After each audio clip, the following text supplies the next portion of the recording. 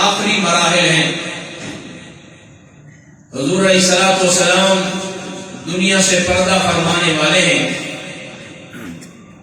اور ادھر سے یمامہ، یہ طائف کے قریب یمامہ کے علاقے میں اس زمانے میں بھی ایک جھوٹا مدعی نبوت، ختم نبوت کا غدار مسیلمہ کذاب نامی دجال پیدا ہوا. یہ گویا کہ آج کے دور کے مرزا غلام قادیانی دجال جیسا ایک دجال تھا، اور اس نے آقا علیہ السلام کی نبوت اور ختم نبوت پہ حملہ کیا، اپنے لیے نبوت کا اعلان کیا،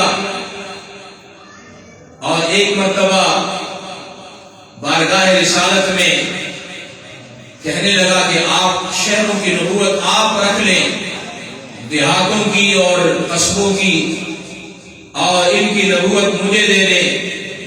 آقا علیہ الصلوۃ والسلام کھجور کی ٹہنی کے ساتھ اپنا سر مبارک کھجلا رہے تھے. آقا علیہ السلام نے فرمایا میں تو یہ کھجور کی خشک ٹہنی کا ایک ٹکڑا تجھے دینے کے لیے تیار نہیں ہوں، تجھے نبوت کیسے دے دی جائے؟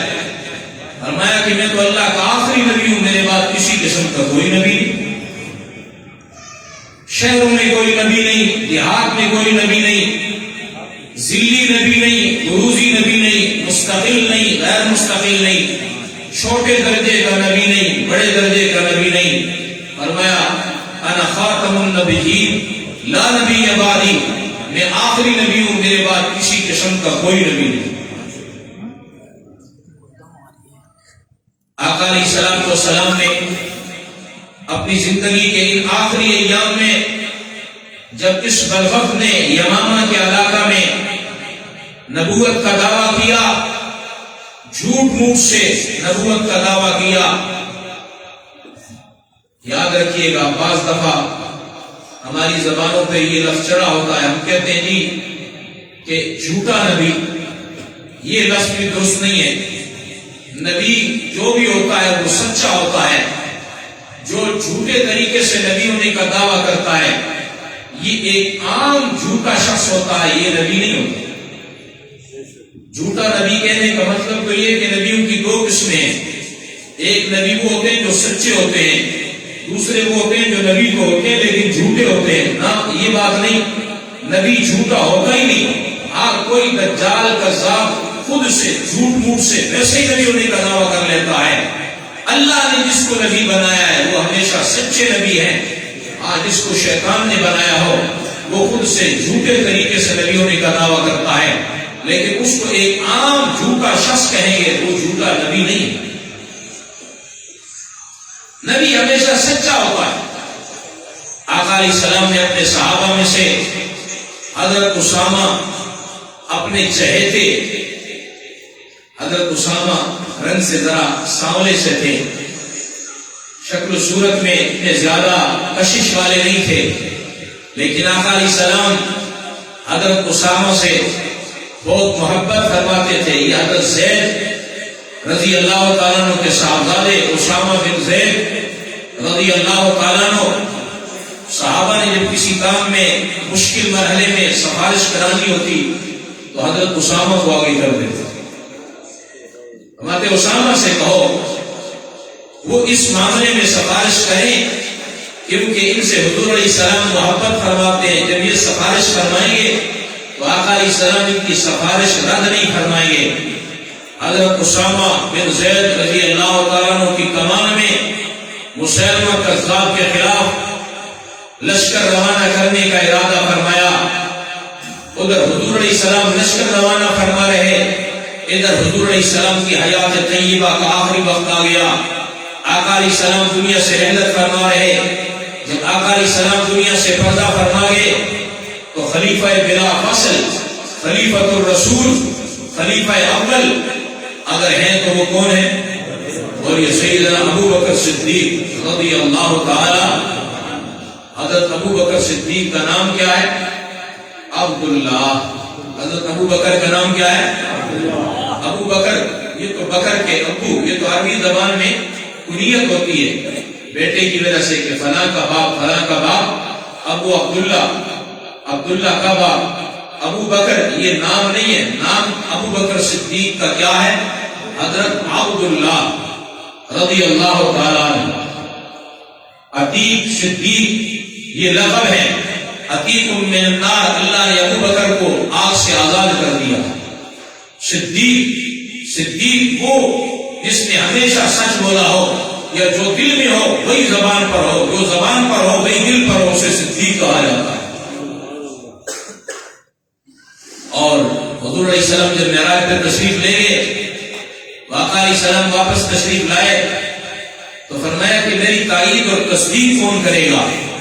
لوگ بھاگے بھاگے ابو بکر صدیق کے پاس گئے کہ آج تمہارا ساتھی، وہ جو تمہارا دوست ہے محمد رسول اللہ، وہ تو ایک نئی بات کر رہا ہے۔ کہا کیا بات کہی؟ وہ تو کہتا ہے کہ میں ایک ہی رات میں حرم پاک سے بیت المقدس بھی گیا، وہاں سے پہلے آسمان پر 7 آسمان، جنت جہنم کے سارے نظارے دیکھ آیا، تو میں تو ایک ہی رات میں واپس بھی آ گیا، تو کیا یہ بات کوئی ماننے والی ہے؟ صدیق اکبر کہنے لگے اگر حضور فرما رہے ہیں تو پھر میرا ایمان ہے، حضور کبھی جھوٹ نہیں بولتے، حضور نے سچ ہی فرمایا، ایسا ہوا۔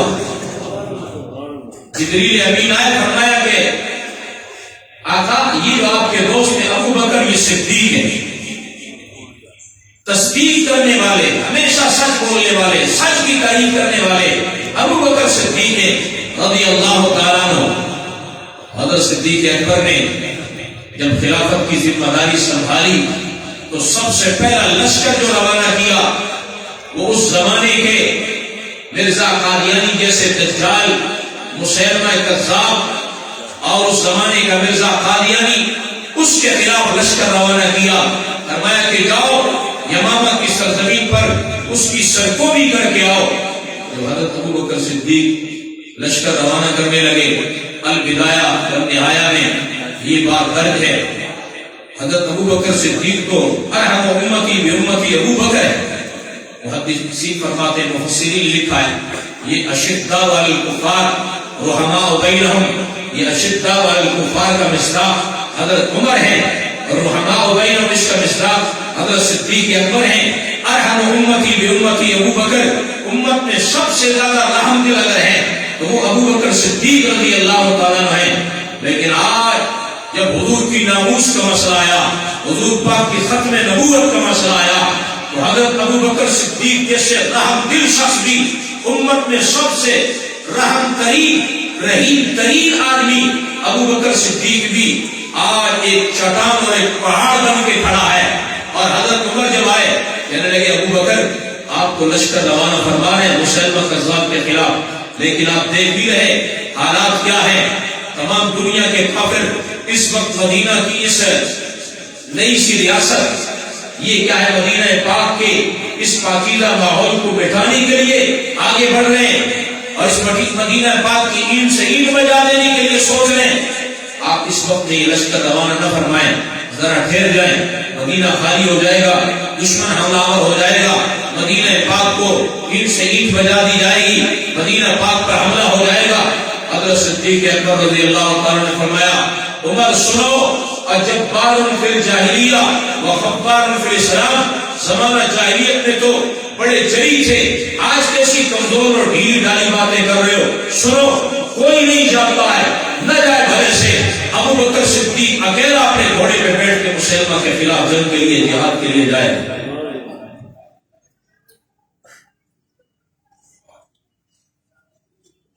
اور پھر فرمایا البدایہ کے اندر یہ جملہ صدیق اکبر کا موجود ہے کہ تم کہتے ہو کہ مدینہ پاک کو خطرہ لاحق ہے، آج لوگ کہتے ہیں جی ملکی معاملہ ہے، قومی معاملہ ہے، ملک اور قوم بھی رسول اللہ کی ناموس سے آگے نہیں ہے، رسول اللہ کی ناموس کے پیچھے ہے۔ یہ چھوٹے چھوٹے بہانے ہیں، یہ چھوٹے چھوٹے عنوانات ہیں۔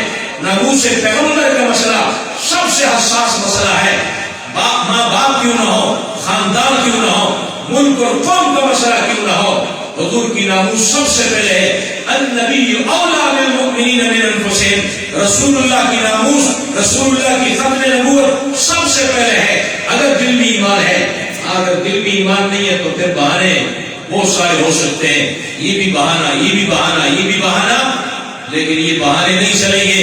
ناموس مصطفیٰ کی باری آئے تو سب سے مقدم حضور پاک کی ناموس کا مسئلہ ہوتا ہے، ختم نبوت کا مسئلہ ہوتا ہے۔ یہ ایمان ہے، ایمان سے عزیز کوئی چیز نہیں۔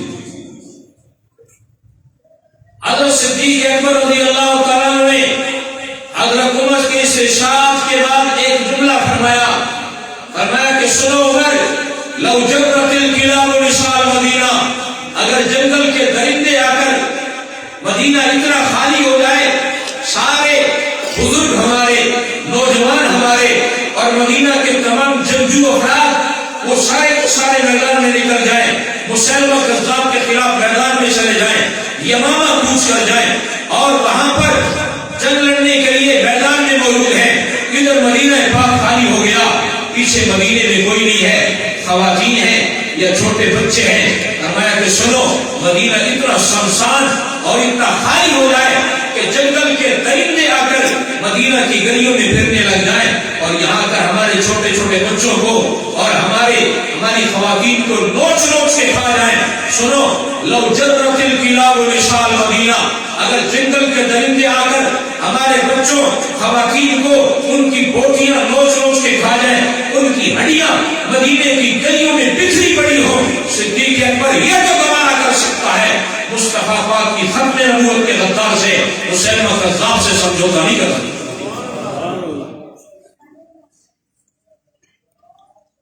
آج بہت سارے لوگ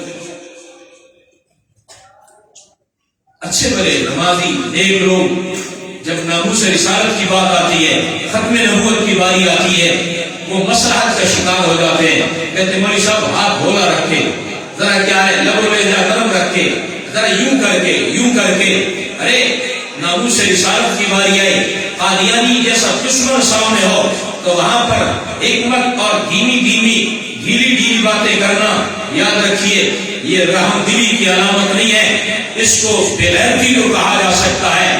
غیرت ہو، رحم دلی بھی اگر ہو، صدیق اکبر سے بڑھ کر رحم دل کون ہوگا؟ لیکن آج پوری امت میں صدیق اکبر ایک پہاڑ اور چٹان بن کے کھڑا ہے اور کہتا ہے کہ نہیں، اگر مدینہ پاک کی اینٹ سے اینٹ بچ جائے، ہمارے بچے اور ہماری عورتوں کو جنگل کے شیر درندے آ کر نوچ نوچ کے کھا جائیں، بوٹیاں کھا جائیں، ہڈیاں بکھر جائیں، صدیق اکبر یہ تو گوارا کر سکتا ہے، مصطفیٰ پاک کی ناموس میں سمجھوتا کر سکتا، حضور کی ختم نبوت پہ کمپرومائز کر سکتا؟ یہ صدیق اکبر ہے رضی اللہ تعالیٰ عنہ۔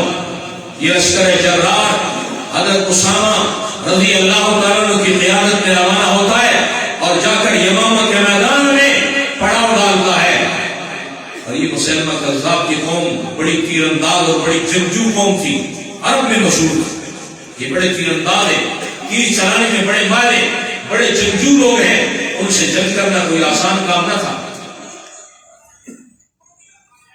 تمام دین اسلام کے لیے ذرا ختم نبوت کے اس عقیدے کی حساسیت کو سمجھیں، تمام دین اسلام کے لیے کلمہ ہے، نماز ہے، روزہ ہے، حج ہے، زکوٰۃ ہے، قرآن کریم کی عظمت ہے اور دین اسلام کے دیگر احکامات ہیں۔ ان تمام احکامات اسلامیہ، فرائض اسلامیہ کے لیے شہید ہونے والے صحابہ کرام کی تعداد 259 ہے، 201 کم 60، کتنے صحابہ شہید ہوئے؟ 260 بھی پورے نہیں ہوئے، لیکن جب ختم نبوت کی پہلی جنگ جو یمامہ کے میدان میں مسیلمہ کذاب کے خلاف لڑی گئی، حضرت اسامہ بن زید رضی اللہ تعالیٰ عنہ اس جہاد اور اس جنگ کی کمان کر رہے، اس ایک جنگ میں 1200 صحابہ کرام شہید ہوئے۔ بدر کے وہ اکابر صحابہ جو صحابہ کے لیے ایک نشانی کے طور پہ تھے، فرمایا آج ناموس مصطفیٰ کی باری ہے، آج بدر کے صحابہ بھی نکلیں گے، آج بزرگ صحابہ بھی نکلیں گے، نوجوان بھی نکلیں گے، آج کیا ہے ہوش سنبھالنے والے، وہ کیا ہے جوان، وہ بچے بھی نکلیں گے انشاءاللہ، اور مسیلمہ کذاب کے خلاف جا کر جنگ لڑیں گے، ختم نبوت کے سردار مسیلمہ کذاب کے خلاف جنگ لڑ کے فتح حاصل کر کے حضور کی ناموس پر ختم نبوت کا پہرا دیں گے۔ آج لوگ کہتے مولانا یہ مرزائیوں سے بائیکاٹ کہاں لکھا ہے، یہ شیزان سے بائیکاٹ کہاں لکھا ہے، یہ قادیانی کا شاہکار شوگر مل، اس کی یہ چینی یہ شوگر، اس کا بائیکاٹ کہاں لکھا ہے، یہ دیکھیے گا ذائقہ گھی ہے، یہ مرزائیوں کا ذائقہ گھی ہے، اس کا بائیکاٹ کہاں لکھا ہے، یہ فلاں قادیانی ڈاکٹر ہے، فلاں قادیانی وکیل ہے، اس کا بائیکاٹ کہاں لکھا ہے۔ جی جناب، یہ بائیکاٹ تو بہت بات کا مطالبہ ہے۔ مجھے بتائیے گا حضور پاک کے زمانہ میں مسیلمہ کذاب کے خلاف صدیق اکبر نے لشکر جرار روانہ کیا اور اس کا قلعہ خامہ کیا اور اس کو جہنم رسید کر کے امت مسلمہ کو یہ پیغام دیا ہے کہ ختم نبوت کے غداروں اور ان گستاخوں کی اصل سزا جو ہے وہ موت ہے کہ اسلامی حکومت وقت کا حکمران خلیفۃ المسلمین اور امیر المومنین ان غداروں کے خلاف اعلان جہاد کرے اور جب تک ان کو موت کی نیند نہ سلا دے اس وقت تک اسلامی خلافت کو اسلامی خلافت کہلانے کا حق نہیں۔ خلافت اسلامیہ مسلمانوں کی اسلامی خلافت اس وقت ہو سکتی ہے جب وہ ختم نبوت کے غدار ریاست مدینہ کا پہلا اصول یہ ہے کہ آسیہ ملونہ جیسی گستاخہ اور لعنتیہ کو رہا نہ کیا جائے۔ آسیہ ملونہ اور اس طرح کے دیگر گستاخان رسول جو جیلوں میں بند پڑے ہیں، خلافت اسلامیہ خلیفۃ الرسول صدیق اکبر نے ہمیں پہلا ضابطہ اور قانون یہ دیا ہے ریاست مدینہ کا، خلافت اسلامیہ کا، خلافت ابو بکر کا پہلا قانون یہ ہے، پہلا نقطہ یہ ہے کہ گستاخان رسول کو موت کی نیند سلانا چاہیے۔ یہ کیا بات ہوئی؟ گستاخ رہا ہو کے پروٹوکول کے ساتھ بیرون ملک جا رہے ہیں اور ہم یہاں ریاست مدینہ کے نعرے لگا رہے ہیں۔ یہ کھوکھلے نعرے ہیں، ان میں جان نہیں ہے۔ اگر جان ہے تو ہر گستاخ رسول کو تختہ دار پہ لٹکانا پڑے گا، تب جا کر خلافت اسلامیہ ریاست مدینہ کے گویا کے نقطہ آغاز ہوگا۔ یہاں سے تو آغاز ہوا چاہتا ہے اور گستاخان رسول تیاروں میں سیری کرتے پھر رہے ہیں اور ہم صرف بیچارے زبانی کلامی نعرے لگا رہے ہیں۔ اللہ کرے ہمیں حقیقی معنوں میں ریاست مدینہ، یہ مدینہ پاک کی وہ ریاست نصیب ہو، وہ اصول نصیب ہو اور اسلامی احکامات کی وہ غیرت اور وہ کیا ہے عملی نفاذ وہ ہمیں نصیب ہو تاکہ ہم گستاخان رسول کو لٹکائیں اور پاکستان کی سرزمین پر کم از کم کوئی باولا، کوئی دجال، کوئی کذاب حضور علیہ السلام کی ذات کو بھی نہ بخش سکے، حضور کے صحابہ کو بھی نہ بخش سکے۔ کیا خیال ہے ایسا ہونا چاہیے کہ کیا ناموس رسالت کی پہرے داری یہ پہرا مضبوط ہونا چاہیے؟ ناموس صحابہ کا پہرا مضبوط ہونا چاہیے؟ اہل بیت کی عظمت اور شان کا پہرا ہونا چاہیے؟ اب اس طرح سے کسی گستاخ کو برداشت نہیں کرتے، وہ گستاخ رسول ہو یا گستاخ صحابہ ہو یا گستاخ اہل بیت ہو، کسی گستاخ کو ہم برداشت کرنے کے لیے تیار نہیں۔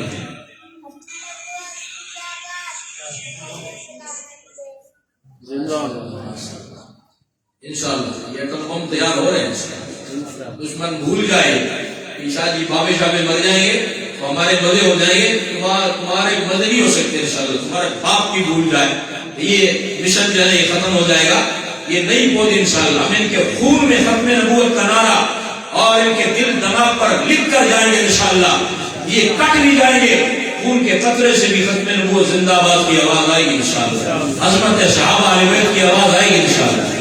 سیدنا صدیق اکبر رضی اللہ تعالیٰ نے یہ لشکر جرار روانہ کیا اور یہ وہ عظیم جنگ تھی، عظیم جہاد تھا جس میں پورے صحابہ کرام بھی شہید ہوئے اور 70 صحابہ کرام کو جو بدر میں شہید ہوئے تھے وہ بھی کیا یمامہ کے میدان میں شہید ہو گئے، لیکن حضور پاک کی ختم نبوت پر حملہ برداشت حضور کی ختم نبوت پہ حملہ برداشت۔ آج صدیق اکبر رضی اللہ تعالیٰ کی توہین ہو رہی، صحابہ کی توہین ہو رہی، خود ذات رسالت کی توہین ہو رہی۔ انا للہ و انا الیہ راجعون۔ صدیق اکبر ختم نبوت کے پہلے مجاہد ہیں، کوئی آپ سے پوچھے کہ ختم نبوت کے پہلے مجاہد کا نام کیا ہے تو آپ نے کیا کہنا ہے؟ بولیے ختم نبوت کے پہلے مجاہد کون ہے؟ ختم نبوت کے پہلے چوکیدار، سب سے پہلے چوکیدار کون ہے؟ حضرت ابو بکر صدیق رضی اللہ تعالیٰ نے ختم نبوت کے پہلے چوکیدار سیدنا ابو بکر صدیق رضی اللہ تعالیٰ نے ختم نبوت کے پہلے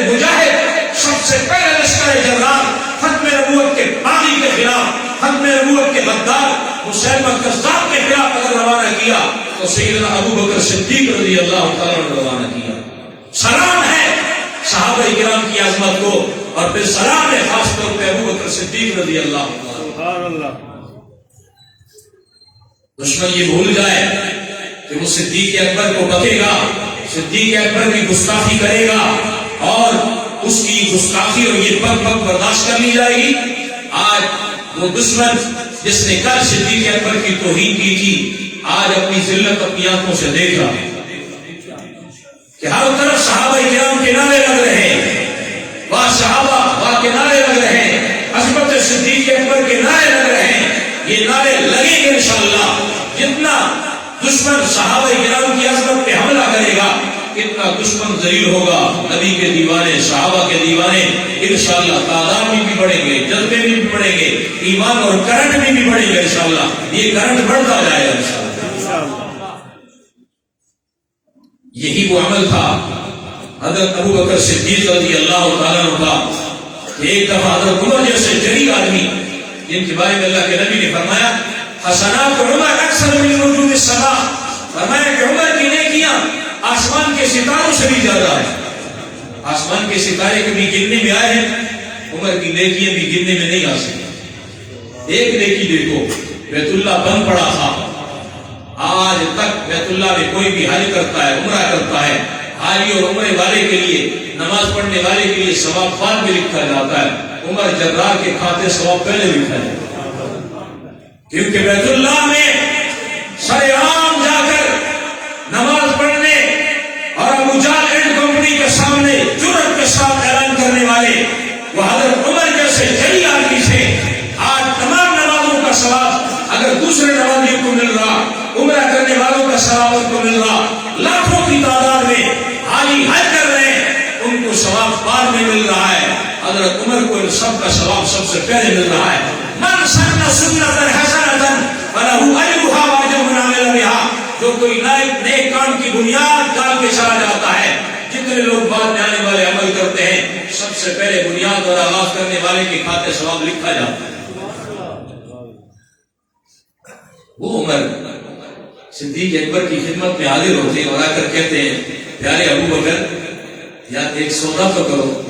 ہاں جی عمر کیا سودا چاہیے، کیا سودا کرنا چاہتے ہو؟ اعطنی یوما ولیلہ، مجھے ایک دن اور ایک رات اپنی زندگی میں سے دے دو اور میری ستاروں سے بھی زیادہ جو نیکیاں ہیں عمر کی ساری نیکیاں لے دو. ابو بکر حیران ہو گئے، عمر کو کون سا دن کون سی رات، ایک دن ایک رات کے بدلے ساری نیکیاں لے رہے ہو؟ کہا ہاں ابو بکر ساری نیکیاں، تمام نفل روزے اور نفل عبادات، تلاوتیں اور کیا ہے غزوات اور کیا جنگیں اور یہ کیا نفلی عبادات جتنی ساری میں دینا چاہتا ہوں، لیکن مجھے ایک دن only one day، ہاں جی one night، ایک رات ایک دن مجھے دے دو. آتنی یومن ولیلتن، یومن ایک دن، لیلتن ایک رات. عمر کون سا دن کون سی رات؟ فرمایا کہ ابو بکر دنوں میں سے وہ دن جو مسلمہ کذاب کے خلاف جنگ لڑی تھی، کئی دنوں تک جو اس کے خلاف مارکا برپا تھا، ان میں سے ایک دن، جتنے دن باقی ثواب تمہارا، ایک دن مجھے دے دو. اور 3 راتیں جو ہجرت میں غار ثور میں حضور کے ساتھ گزاری ہیں، ان میں سے ایک رات عمر کو دے دو، عمر کی ساری نیکیاں دے دو. سوال یہ ہے حضرت صدیق اکبر رضی اللہ تعالیٰ عنہ یمامہ کے میدان میں کون سا نیک عمل کرتے رہے؟ اسلام کے اعمال تو بڑے ہیں، نیکیاں تو بڑی ہیں، فرائض تو بڑے ہیں، لیکن صدیق اکبر جو یمامہ کے میدان میں جنگ لڑ رہے، پہرا دے رہے، وہ کیا جنگ تھی؟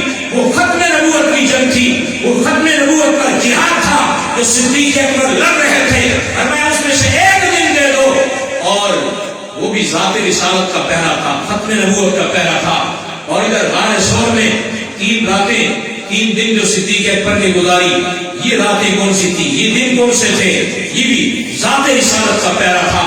ذات رسالت کا پہرا تمام دین کا، ہمارے دین کی روح اور جان ہے.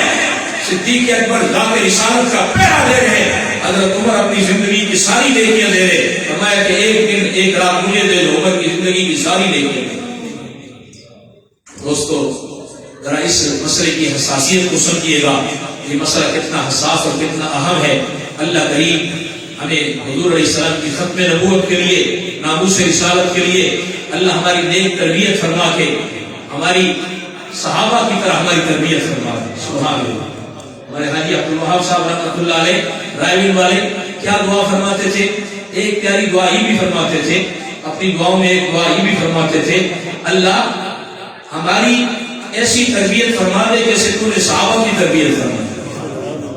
ہمیں کیا ہے، نیکی، نیک اعمال، ایمان کا جذبہ صحابہ والا عطا فرما دے، اور برائی سے نفرت عطا فرما دے جو صحابہ کے دلوں میں تو نے بھر دی تھی۔ اللہ ہمیں ناموس رسالت اور ختم نبوت کی پہریداری کا بھی وہ جذبہ جو صحابہ پاک کو عطا فرمایا تھا اور پھر سیدنا ابو بکر صدیق رضی اللہ تعالیٰ عنہ کو عطا فرمایا تھا، اللہ امت کو وہ جذبہ صدیقی عطا فرمائے۔ کروڑوں سلام ہو حضور علیہ السلام کی ذات پر بھی، اور پھر ابو بکر صدیق، حضرت عمر پر بھی، اور صحابہ کرام پر بھی۔ اللہ رب الجلال ہمیں بھی نسلوں سمیت، مال جان اور اپنی صلاحیتوں سمیت اللہ میں حضور پاک کی ناموس اور خاص طور پہ ختم نبوت کے اس مشن کے لیے قبول فرمائے۔ وآخر دعوانا الحمدللہ رب العالمین۔